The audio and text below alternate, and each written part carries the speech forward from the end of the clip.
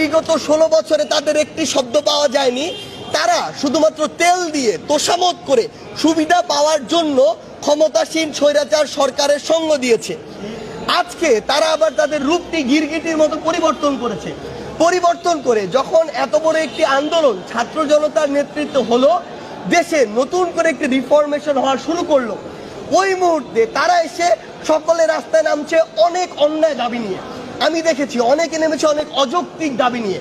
আমি স্টুডেন্টদেরকে প্রশ্ন করতে চাই, আসলে আমি ধরে নিচ্ছি কোন স্টুডেন্ট যদি আমার কাছে দাবি করতো যে ভাই বোনরা আমাদের আহত হয়েছে, তাদের পরীক্ষা বাদ দিয়ে কি ব্যবস্থা নেওয়া যায়, যৌক্তিক। আমি ধরে নিচ্ছি তাদের প্রস্তুতির বাইরে তারা অনেকদিন ছিল, মেন্টাল জায়গাটিতে ওই স্টেবিলিটি নেই। তাহলে তারা এমন হতে পারতো, সময় চাইতে পারতো, এমন হইতে পারতো যে মার্কস কম চাইতে পারতো। কোনো কিছু না করে তারা পরীক্ষা বাতিল চায়।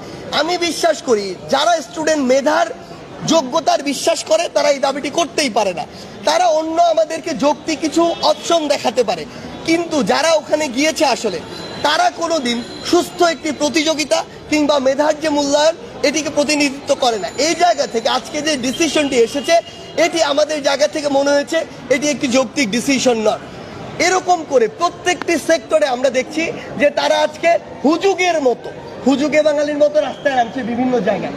এগুলো করে আলটিমেটলি আপনার স্টেবল একটি অবস্থা আসবে কিনা, আপনি এতদিন ধরে যে ক্ষতটি তৈরি করেছেন